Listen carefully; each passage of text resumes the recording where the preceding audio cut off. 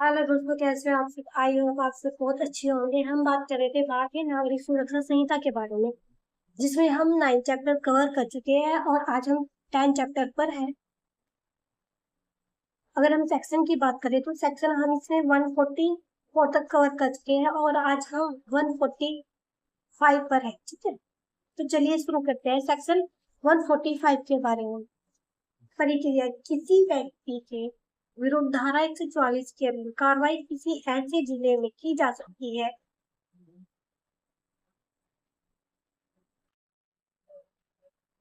यह धारा बताते हैं कि अगर पत्नी, बच्चे या माता पिता को गुजारा भत्ता का केस करना है तो वे किस शहर और अदालत में जाकर कर सकते हैं और कोर्ट में सुनवाई का तरीका क्या होगा। ठीक है, क्लोज 1: किसी व्यक्ति के विरुद्ध धारा 144 के अधीन कार्रवाई किसी ऐसे जिले में की जा सकती है। क्लोज 1 कहता है कि केस किस जिले शहर में दर्ज किया जा सकता है। केस दर्ज करने के लिए 4 विकल्प दिए गए हैं। पॉइंट ए, जहां वह है, या पॉइंट ए कहता है कि जहां वह व्यक्ति है यानी जिसके खिलाफ केस करना है, जैसे पति या बेटा, वह वर्तमान में जिस भी जिले में रह रहा हो या नौकरी कर रहा हो। पॉइंट बी, जहां वह या उसकी पत्नी निवास करती है। पॉइंट बी कहता है कि जहां वह या उसकी पत्नी निवास कर रही है यानी जहां वह महिला खुद रह रही है, जैसे अपने मायके में या किसी अन्य शहर में। ठीक है, अब पॉइंट सी की बात करते हैं, जहां उसने अंतिम बार यथास्थिति अपनी पत्नी के साथ अधर्मज संतान की माता के साथ निवास किया है। पॉइंट सी कहता है कि जहां उसने अंतिम बार पत्नी या बच्चे की माता के साथ निवास किया था, यानी अलग होने से ठीक पहले पति पत्नी आखिरी बार जिस शहर में एक साथ घर बसाकर रह रहे थे। ठीक है, पॉइंट डी, जहां उसका पति निवास करता है या उसकी माता निवास करती है। पॉइंट डी कहता है कि जहां उसका पति या उसकी माता निवास करती है।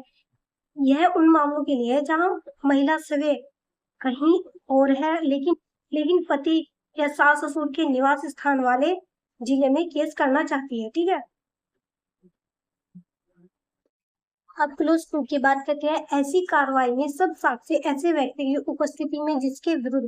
भरण पोषण के लिए संदाय का आदेश देने की प्रस्तावना है, या जब उसकी व्यक्तिगत उपस्थिति में अभिमुक्ति दे दी गई है, तब उसके अधिवक्ता की उपस्थिति में लिया जाएगा और उस रीति से अभिलिखित किया जाएगा जो समन मामलों के लिए विहित है। परंतु यदि मजिस्ट्रेट का समाधान हो जाए कि ऐसा व्यक्ति जिसके विरुद्ध भरण पोषण के लिए संदाय का आदेश देने की प्रस्तावना है तामिल से जानबूझकर बच रहा है या न्यायालय में उपस्थित होने में जानबूझकर उपेक्षा कर रहा है, तो मजिस्ट्रेट मामले को एक पक्षीय रूप में सुनने और अवधारण करने के लिए अक्सर हो सकेगा और ऐसे दिया गया कोई आदेश उसकी तारीख से 3 मास के भीतर किए गए आवेदन पर दर्शित अच्छे कारण से ऐसे निबंधों के अधीन जिनके अंतर्गत विरोधी पक्ष का को खर्चे के संदाय के बारे में निबंध भी है, जो मजिस्ट्रेट नियोजित और उचित समझे अपार किया जा सकेगा। सेक्शन 145 का क्लोज 2 कहता है कि केस के दौरान सभी गवाहियां और सबूत उस व्यक्ति पति बेटे के सामने ही रिकॉर्ड किए जाएंगे जिससे पैसे मांगे जा रहे हैं, ताकि उसे पता रहे कि उसके खिलाफ क्या सबूत दिए जा रहे हैं। ठीक है, अगर मजिस्ट्रेट ने उस व्यक्ति को व्यक्तिगत रूप से कोर्ट में आने से छूट दे दी है तो उसकी जगह उसके वकील अधिवक्ता के सामने गवाही दर्ज होगी।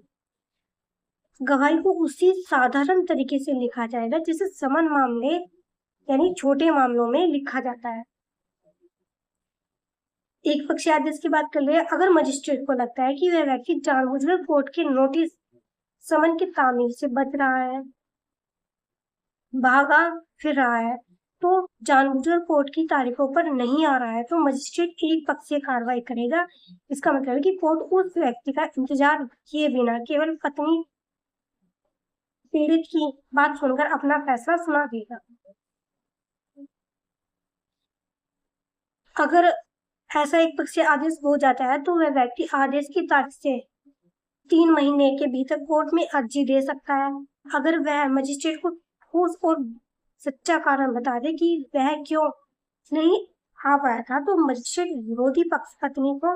हुए खर्चे का भुगतान कराकर उस आदेश को रद्द करा सकता है, केस फिर से शुरू कर सकता है। ठीक है, अब क्लोज 3 की बात करते हैं, जहां धारा 144 के अधीन आवेदनों पर कार्रवाई करने में न्यायालय की शक्ति होगी। वह खर्चों के बारे में ऐसा आदेश दे जो न्याय संगत है। क्लोज 3 कहता है कि इस कार्रवाई के दौरान कोर्ट को यह पूरा अधिकार है कि वह केस में हुए खर्चे, जैसे वकीलों की फीस, आने जाने का खर्च के बारे में ऐसा आदेश दे जो न्याय संगत है, उचित लगे। आमतौर पर कोर्ट पति और पत्नी के कानूनी खर्चे उठाने का आदेश देता है। ठीक है, अब बात करते हैं सेक्शन 146 के बारे में, भत्ते में परिवर्तन। क्लोज 1 धारा 144 के अधीन भरण पोषण या अंतरिम भरण पोषण के लिए मासिक भत्ता पाने वाले या यथास्थिति अपनी पत्नी, संतान, पिता या माता को भरण पोषण या अंतरिम भरण पोषण के लिए मासिक भत्ता देने के लिए उसी धारा के अधीन आदेश किसी व्यक्ति की परिस्थितियों में तब्दीली साबित हो जाने पर मजिस्ट्रेट यथास्थिति भरण पोषण या अंतरिम भरण पोषण के लिए भत्ते में ऐसा परिवर्तन कर सकेगा जो वह ठीक समझे। 146 का क्लोज 1 कहता है कि अगर गुजारा भत्ता पाने वाले पत्नी, बच्चे, माता पिता या भत्ता देने वाले व्यक्ति की आर्थिक या पारिवारिक परिस्थिति में कोई बदलाव, तब्दीली आ जाती है और यह बात कोर्ट में साबित हो जाती है, तो मजिस्ट्रेट तय मासिक भत्ते की रकम को बढ़ा सकता है और घटा सकता है, यह पूरी तरह बंद कर सकता है। अब क्लोज 2 के बारे में बात करते हैं, जहां मजिस्ट्रेट को यह प्रतीत होता है कि धारा 144 के अधीन दिया गया कोई आदेश किसी सक्षम सिविल न्यायालय के किसी निश्चय के परिणाम स्वरूप रद्द या परिवर्तित किया जाना चाहिए, वहां वह यथास्थिति उस आदेश को तदनुसार रद्द कर देगा या परिवर्तित कर देगा। सेक्शन 146 का क्लोज 2 कहता है कि यदि किसी सक्षम दीवानी न्यायालय, सिविल कोर्ट या फैमिली कोर्ट ने उस परिवार जुड़ा कोई ऐसा फैसला सुनाया है जिससे गुजारे भत्ते पर असर पड़ता है, तो मजिस्ट्रेट अपने पुराने आदेश को उसी फैसले के हिसाब से रद्द या बदल देगा। ठीक है, अब क्लोज 3 की बात करते हैं, जहां धारा 144 के अधीन कोई आदेश ऐसी स्थिति के पक्ष में दिया गया है जिसके पति ने उससे विवाह विच्छेद कर लिया है या जिसने अपने पति से विवाह विच्छेद प्राप्त कर लिया है, वहां यदि मजिस्ट्रेट का समाधान हो जाता है कि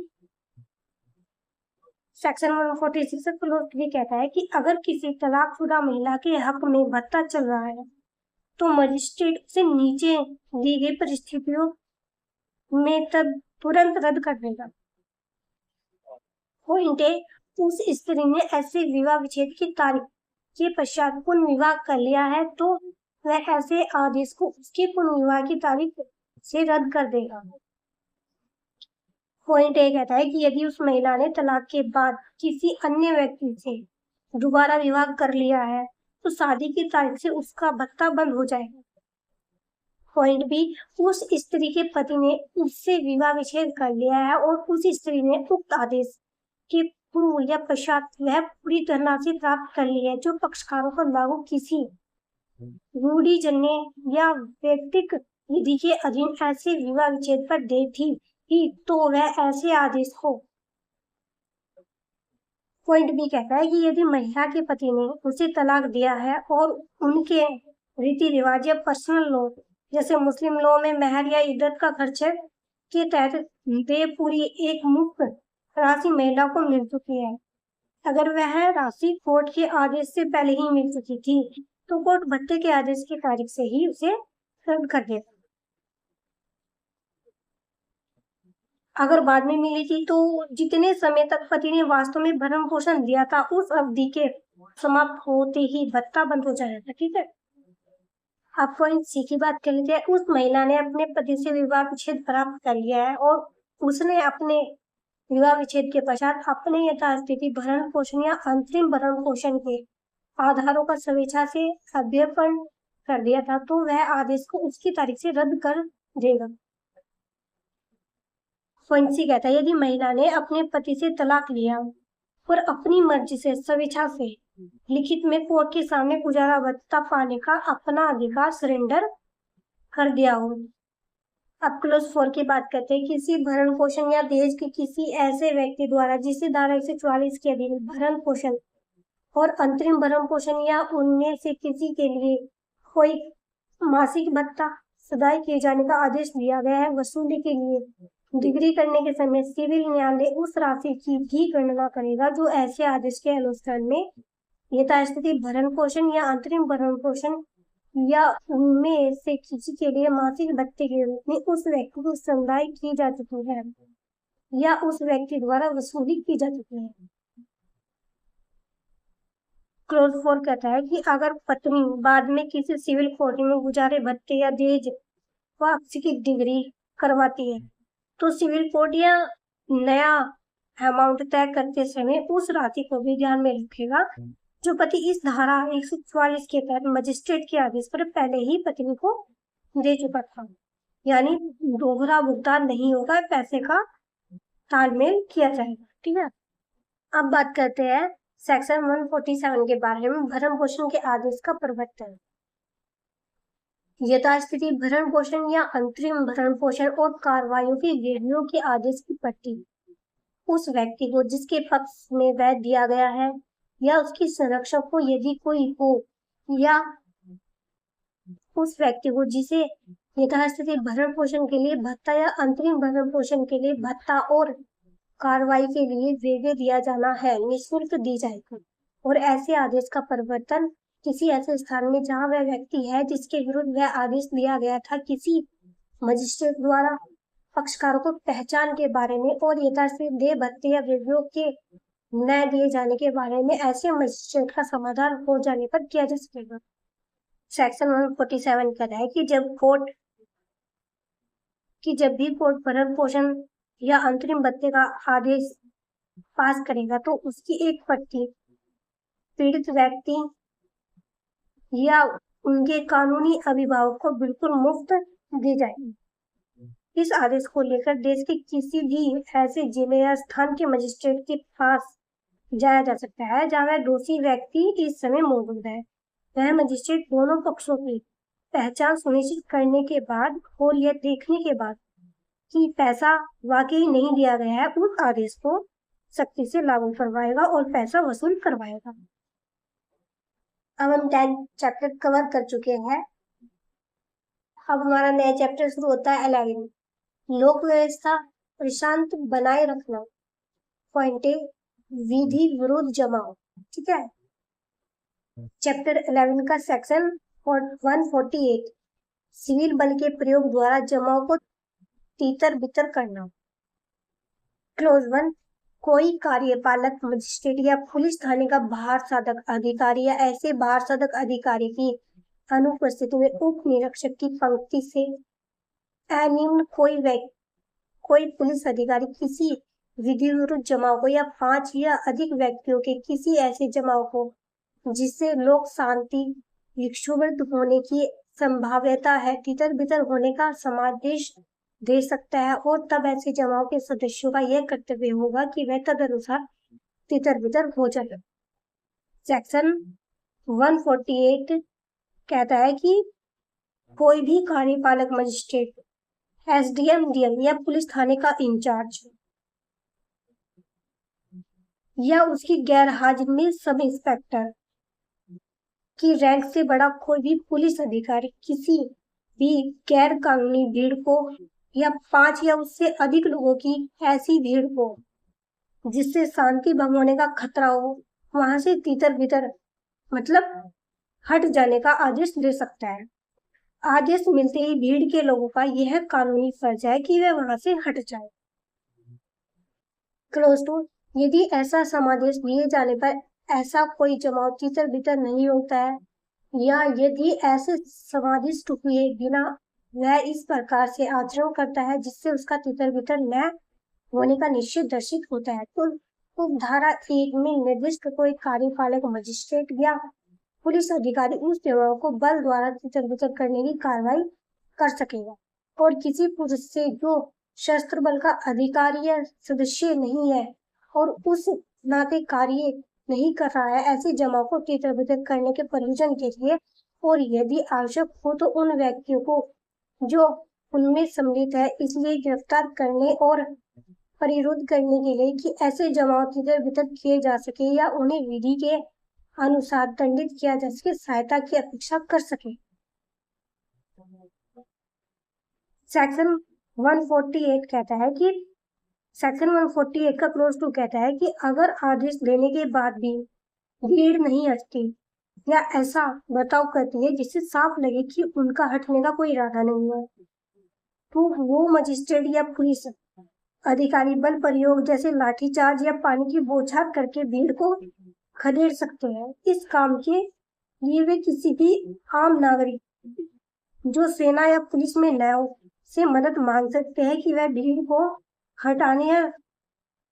दंगाइयों को गिरफ्तार करने में पुलिस का साथ दे। आम नागरिक को मदद करनी होगी। ठीक है,